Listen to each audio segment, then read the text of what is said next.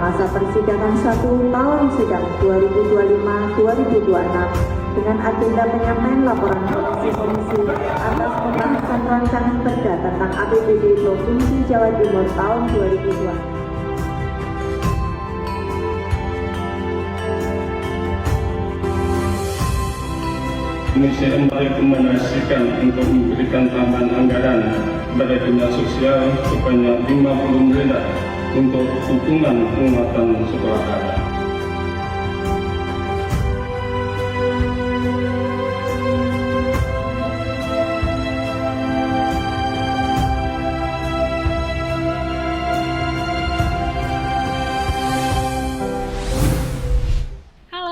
Saya Gia Clarissa, kembali hadir menyapa Anda dalam program CNN Indonesia Forward Special Podcast DPRD Provinsi Jawa Timur. Akan banyak sekali isu-isu di seputar Jawa Timur yang akan kita bahas bersama anggota DPRD Provinsi Jawa Timur. Dan hari ini kita akan membahas sesuatu yang kekinian, yaitu adalah masalah anak muda, yaitu tema besarnya adalah generasi muda melek politik.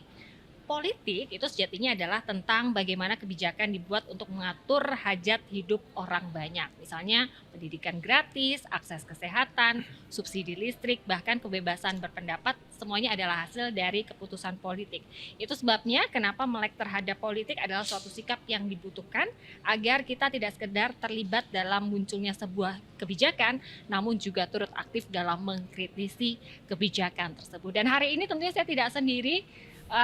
Kita akan kedatangan tamu spesial, sangat sesuai dengan membahas tentang politik generasi muda. Ada bersama saya anggota Komisi E DPRD Provinsi Jawa Timur dengan Mas Cahyo. Apa kabar, Mas? Alhamdulillah baik, Mbak. Terima kasih sudah main lagi ke CNN ya di podcast kali ini. Terima kasih kesempatannya. Ini kita ngomongin masalah politik generasi muda ya. Generasi muda melek politik. Saya rasa cukup sesuai dengan sosok Mas Cahyo yang merepresentasikan anak-anak muda hari ini ya, Mas.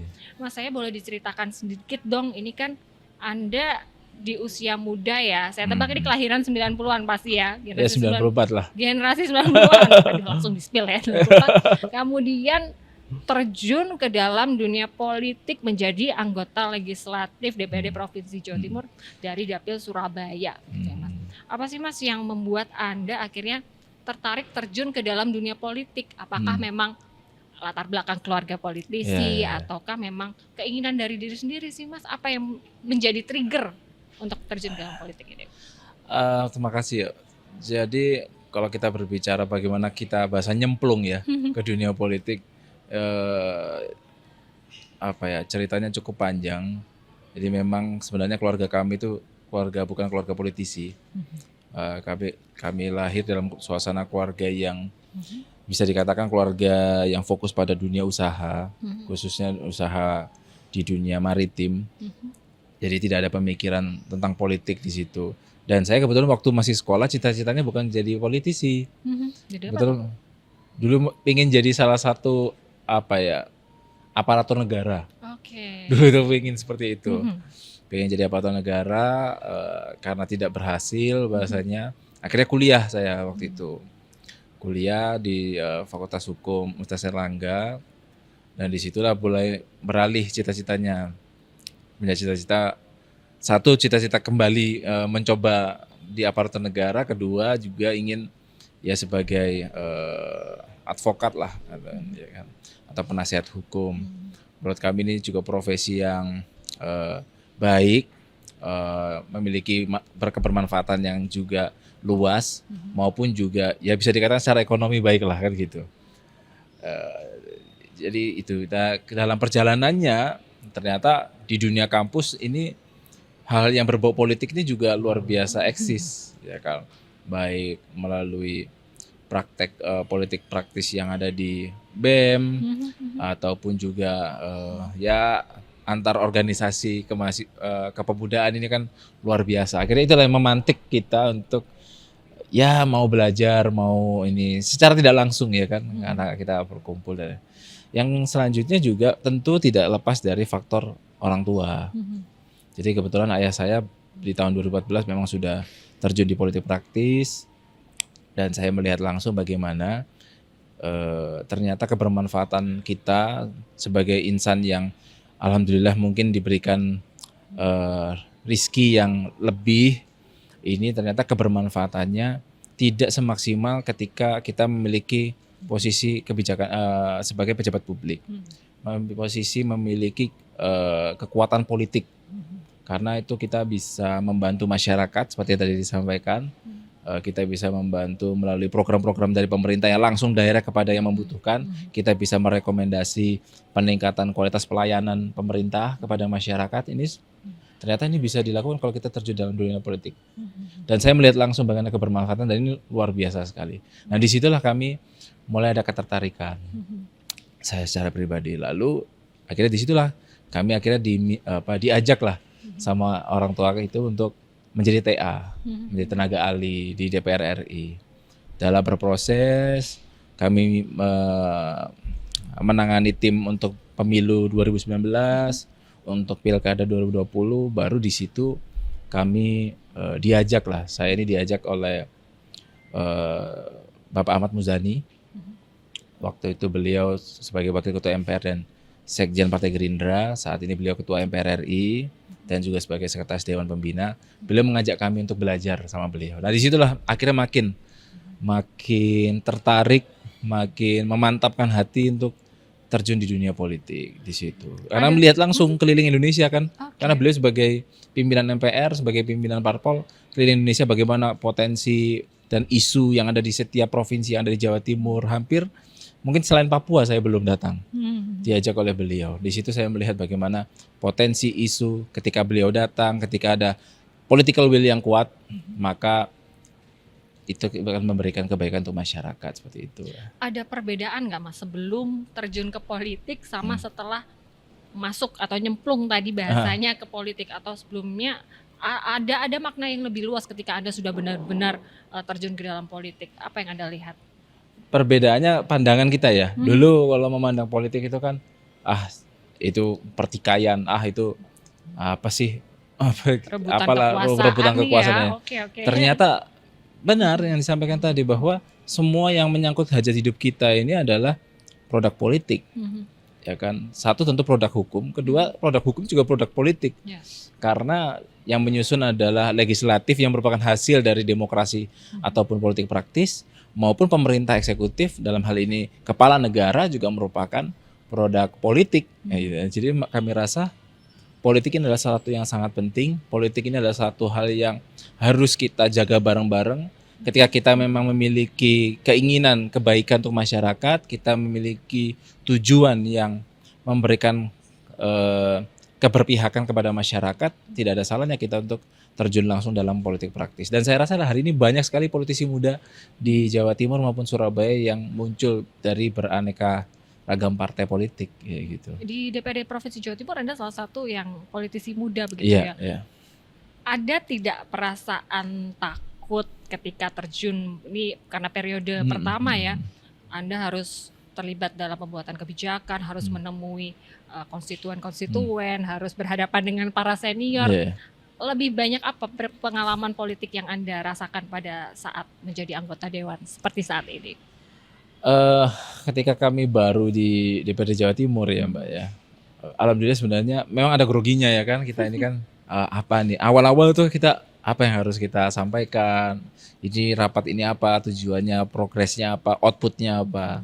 Tapi alhamdulillah senior-senior kami di fraksi Partai Gerindra, di komisi, lintas partai ini sangat support kepada politisi muda, termasuk kami, termasuk saya pribadi, mensupport, memberikan masukan, memberikan arahan agar kita betul-betul bisa berdampak positif. Karena kita tahu bahwa apalagi hari ini lembaga legislatif ini kan menjadi sorotan publik.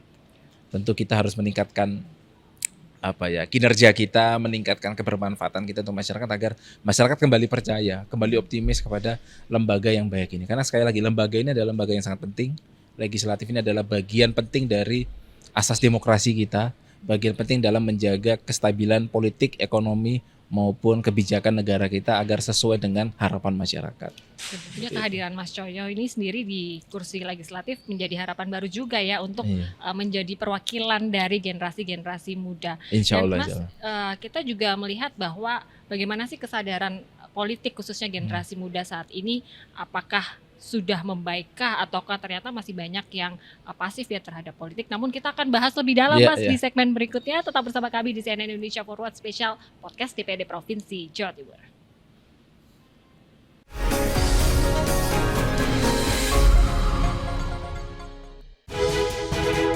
Ikuti laporan khas redaksi yang mendalam dan terpercaya bersama CNN Indonesia. Buka hari dengan ragam kabar berkualitas yang mewarnai pagi Anda. Bentrokan antar warga terjadi di Manggarai, Jakarta Selatan pada Minggu malam. Kedua kelompok saling serang dengan batu dan juga botol, serta lemparan petasan. Jangan lewatkan Redaksi Pagi, Senin sampai Jumat jam 5:30 pagi, live di Trans 7 dan CNN Indonesia.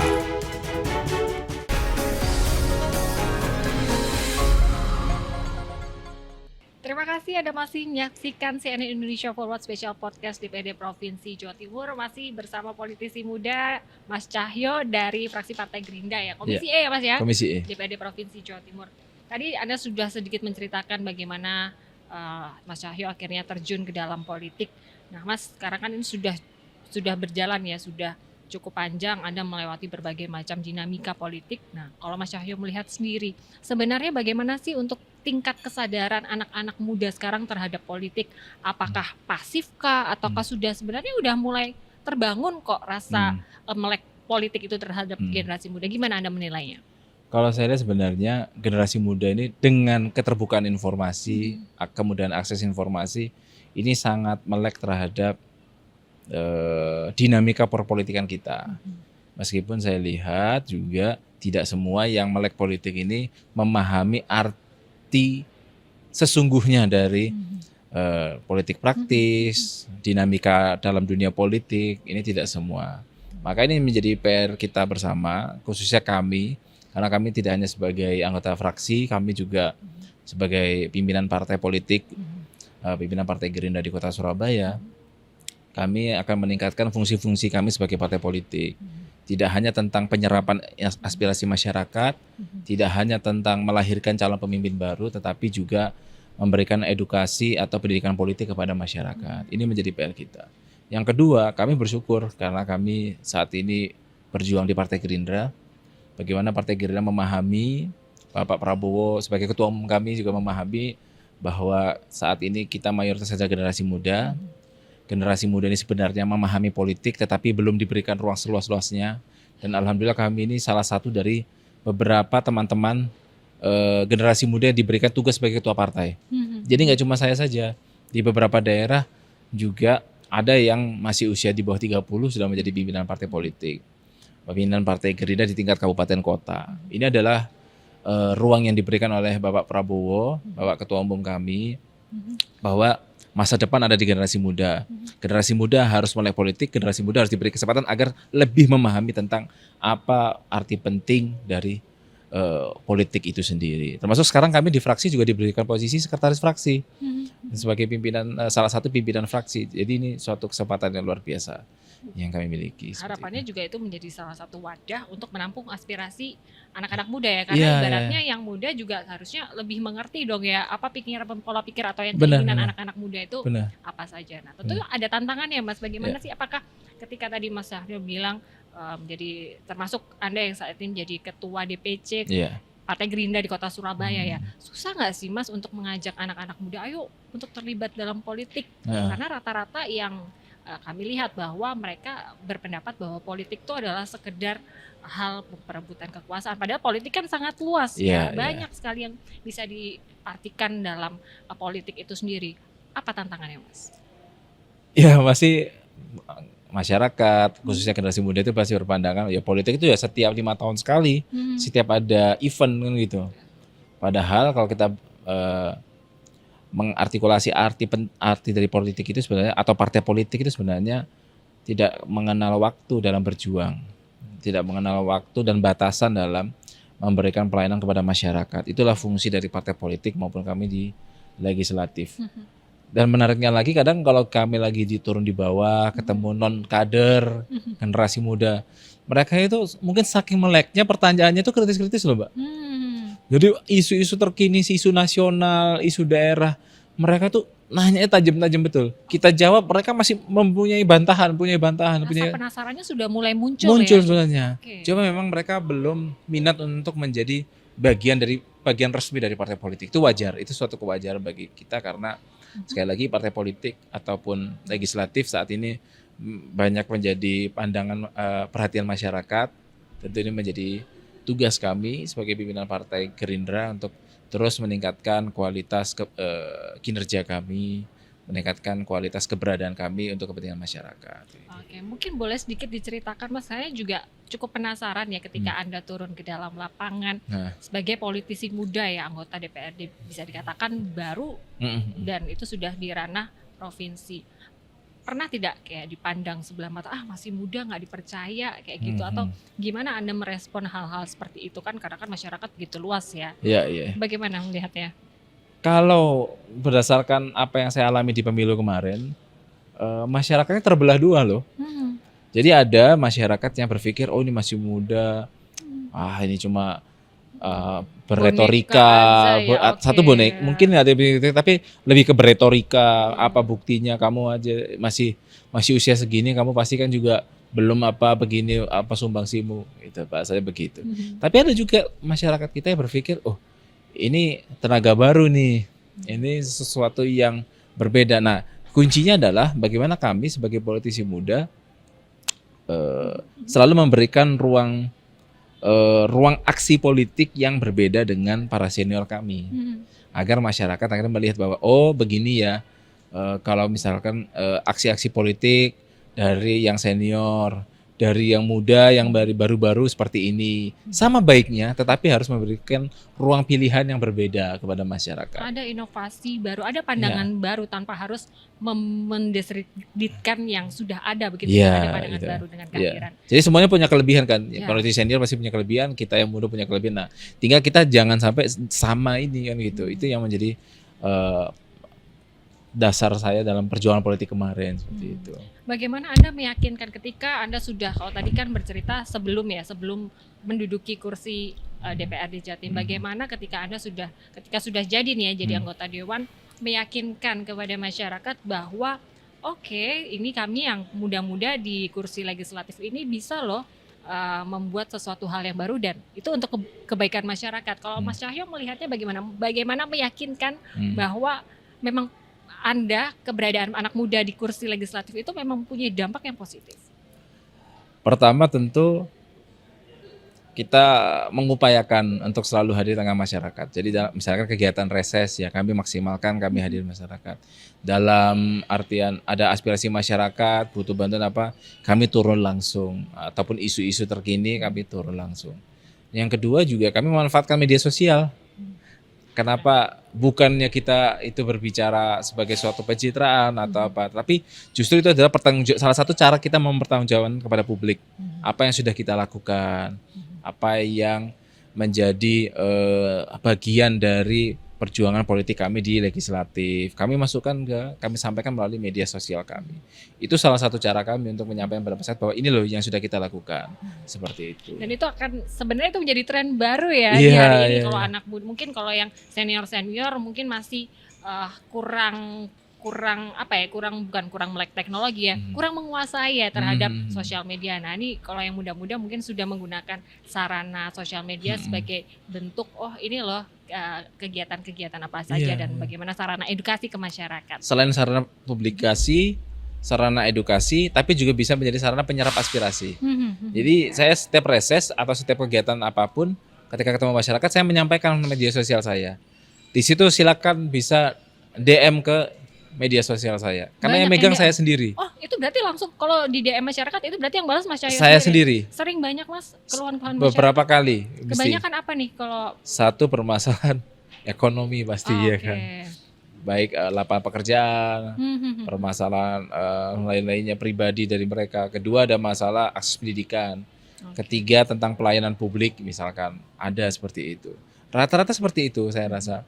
Karena kalau Surabaya ini kan sudah cukup baik ya, pembangunan kotanya masif, pembangunan manusianya juga sudah cukup baik, maka aspirasi yang masuk kami hanya tentang penyempurnaan apa yang sudah ada sih sebetulnya. Tapi memang sering masuk ke direct message dan saya balas sendiri memang. Oke, jadi sekaligus ini membuktikan ya pada pemirsa bahwa DM yang masuk itu langsung Iya, dibalas oleh Mas Cahyo ya. Saya Jadi baca sendiri, saya balas sendiri karena keluhannya tim saya nggak ada yang bisa mengakses media sosial iya, saya. Oke, jadi keluhannya artinya benar-benar aspirasi tersebut diserap oleh Mas Cahyo sebagai anggota DPRD. Iya, Nah, betul. tentunya ini masih banyak sekali yang ingin kita bahas ya, terutama juga bagaimana komitmen dari DPRD Jawa Timur untuk semakin mengedukasi generasi muda dalam pendidikan politik ya Mas. Namun kita bahas, kita jeda sebentar, tetaplah bersama kami di CNN Indonesia Forward Special Podcast DPRD Provinsi Jawa Timur.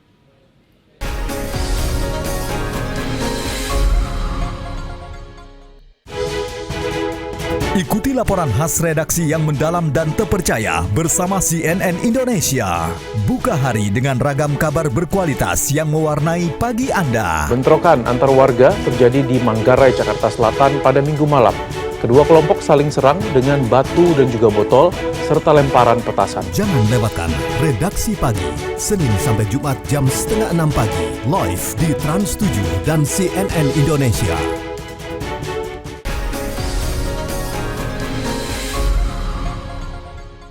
Terima kasih Anda masih menyaksikan CNN Indonesia Forward Special Podcast DPRD Provinsi Jawa Timur, masih bersama Mas Cahyo. Mas, kalau kita melihat apa sih tantangannya hari ini yang membuat anak-anak muda itu jadi enggan untuk terlibat dalam politik, Mas? Saya lihat sih kita mengacu dengan kondisi yang kemarin ya, yang sempat ramai gitu, bahwa dianggap seorang politisi itu abai terhadap konstituennya.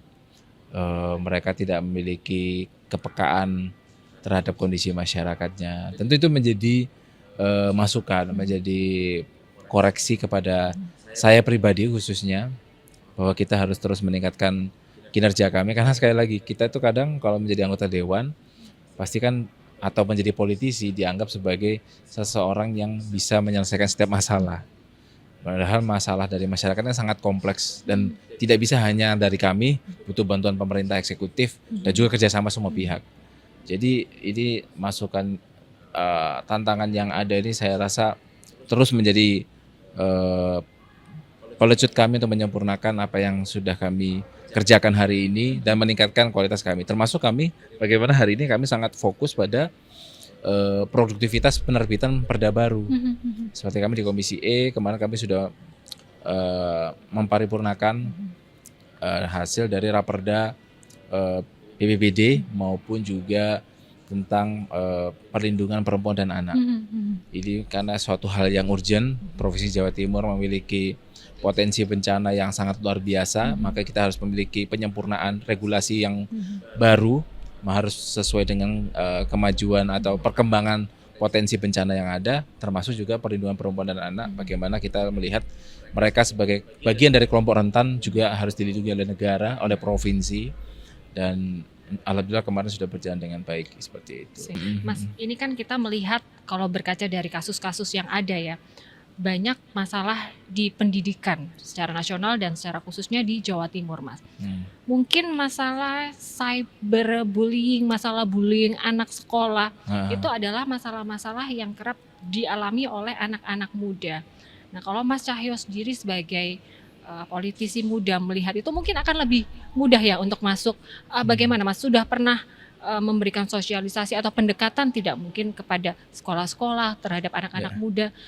Cukup miris ya, ini banyak sekali anak-anak muda, pelajar-pelajar yang terlibat bullying, menjadi korban bullying. Bagaimana itu Anda melihat ketika temuan-temuan di lapangan, Mas? Banyak aspirasi yang masuk pada kami ya. Kami beberapa kali Komisi E ataupun kami secara pribadi sambang ke sekolah-sekolah. Kami bertemu dengan kepala sekolah dan juga tim TPPK atau tim pencegahan dan penanganan kekerasan di dunia pendidikan kita. Ya banyak yang masukan itu, bahwa ternyata memang bullying itu atau kekerasan pada anak tidak hanya verbal hari ini, non verbal ini sangat luar biasa masif. Itu yang tidak bisa kita pantau. Jadi kalau kita berbicara pada setiap sekolah, apakah ada perundungan, ada bullying di sekolahmu? Pasti disampaikan tidak ada, karena memang hari ini sudah beralih. Padahal perundungan itu pasti ada dalam kehidupan kita, karena perbedaan, keanekaragaman kita pasti ada perselisihan dan lain-lainnya. Maka ini menjadi PR kita bersama bagaimana kita harus membangun ekosistem pendidikan yang ramah terhadap anak, nyaman terhadap anak-anak kita, dan juga berkualitas. Ini sudah selalu kami sampaikan kepada setiap Kacabdin, Kepala Cabang Dinas Pendidikan yang ada di Jawa Timur, bahwa kita terus harus memonitor setiap satuan pendidikan kita, harus membuka ruang diskusi di satuan pendidikan kita dengan murid, dengan wali murid, agar kita terus bisa menyempurnakan ekosistem pendidikan kita sesuai dengan kebutuhan anak-anak kita. Karena kekerasan ini eksis terus masalahnya kan Pak. Dan ini berbahaya karena itu akan memicu satu perselisihan antar anak, kedua juga akan mengganggu tumbuh kembang dari anak yang menjadi korban. Ya kan, ini juga harus menjadi perhatian kita. Belum lagi kalau misalkan dia akhirnya tidak pede dan lain-lainnya, akhirnya tidak sekolah. Saya melihat beberapa waktu lalu, saya waktu reses, ada seorang anak yang memang bisa dikatakan kelompok rentan. Dia mengalami kendala terkait pertumbuhan tubuhnya. Dia di usia 16 tahun tetapi secara postur masih seperti anak jauh di usianya. Dia tidak mau bicara, tidak mau sekolah karena dulu menjadi korban perundungan. Ini kan kasihan. Ini masa depannya menjadi ini, dan dia kondisi ekonominya juga sangat lemah. Ini yang harus menjadi evaluasi kita bersama, menjadi PR kami. Kami akan terus mengawal ini agar tidak ada lagi kasus perundungan atau intimidasi kepada sesama anak di satuan pendidikan kita. Pendekatan apa yang pada saat itu ada lakukan sehingga memang lebih heart to heart ya dalam mungkin kalau anak muda tuh lebih cara penyelesaian masalahnya mungkin lebih mendengarkan, hadir langsung. Nah, gimana kalau Mas Cahyo sendiri dalam pendekatan dengan masyarakat khususnya dalam menyelesaikan masalah atau mendengarkan aspirasi Mas? Seperti apa kalau Mas Cahyo? Saya rasa fungsi kita itu adalah sebagai penyambung aspirasi masyarakat. Kita hanya sebagai penampung keluh kesah masyarakat. Maka ketika saya reses, ketika saya mendapatkan masukan dari masyarakat, lalu saya datang dan mendengar, saya berusaha bahwa kita yang menjadi pendengar yang baik, kita hanya mencatat dan menyampaikan kepada pemerintah, kepada eksekutif untuk bisa memperbaiki kualitas pelayanannya, memperbaiki keperhatiannya kepada masyarakat kita. Karena sekali lagi, masyarakat itu cuma ingin, saya rasa, menurut saya sebagai politisi muda, bahwa masyarakat ini hanya ingin bahwa kami sebagai orang yang diberikan amanah dan tanggung jawab oleh mereka, dateng ngrungokno. Udah gitu. Dateng ngrungokno, belanono. Hanya itu saja sebetulnya menurut saya. Sangat simpel, ya, tapi memang butuh komitmen dan konsisten dari saya pribadi. Ya, ini yang saya rasa ini sesuatu yang luar biasa, kesempatan yang kami miliki hari ini. Kami diberikan amanah oleh masyarakat Surabaya untuk menjadi anggota legislatif. Tentu akan kita maksimalkan sebaik mungkin. Oke, Mas, kemudian bagaimana nih, karena sudah masuk penghujung dari podcast ini, bagaimana sih komitmen DPRD Provinsi Jawa Timur untuk menumbuhkan rasa melek politik khususnya kepada generasi muda, dan ajakan Mas Cahyo sendiri sebagai salah satu figur contoh yang bahwa politik tidak semenyeramkan itu loh. Sebenarnya politik itu banyak macamnya, tidak harus terlibat dalam, tidak hanya tentang mengikuti proses pemilu, tetapi juga ada ruang membuka relasi, membuka cara bersosial dan lain-lainnya. Termasuk juga mengkritisi ya. Nah, gimana kalau Mas Cahyo sendiri bagaimana untuk meyakinkan kepada generasi muda bahwa politik siapa saja bisa, termasuk anak-anak muda? Hari ini saya rasa semua partai politik, termasuk kami Partai Gerindra bersama DPRD Jawa Timur, berkomitmen untuk terus meningkatkan partisipasi publik khususnya generasi muda.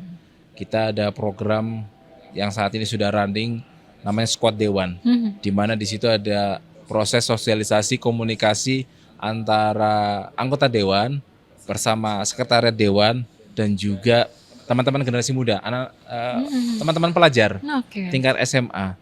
Itu semua dari penjuru kabupaten kota yang ada di Jawa Timur.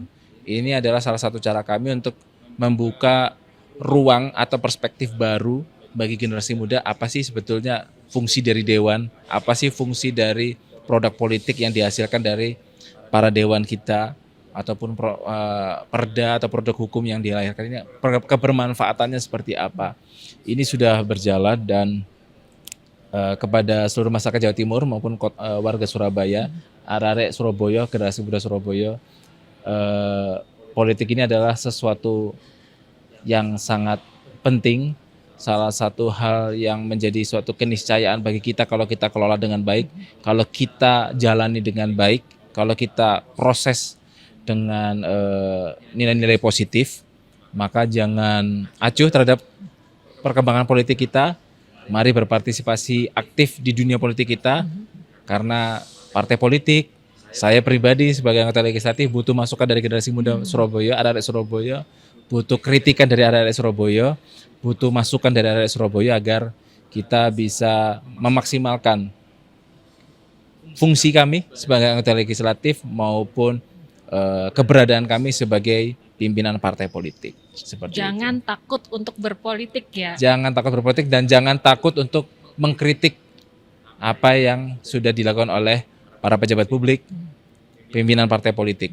Tetapi harus berdasarkan dengan kajian yang komprehensif, yang memang faktual dan lain-lainnya. Dan tetap menjunjung tinggi norma-norma persatuan dan keguyupan di masyarakat. Keguyupan masyarakat Jawa Timur tentunya. Iya. Mas Cahyo, terima kasih banyak Saya terima untuk kasih. hari ini. Banyak Iya. sekali edukasi politik, Iya. kemudian melihat perjalanan Mas Cahyo yang tidak semudah itu ya. Banyak Iya. sekali dinamikanya sehingga akhirnya memutuskan terjun ke dalam dunia politik dan tentunya menjadi suatu harapan baru khususnya bagi masyarakat Jawa Timur dengan segala macam elemennya ya, segala macam karakteristiknya. Mas Cahyo hadir di tengah masyarakat sebagai perwakilan generasi muda.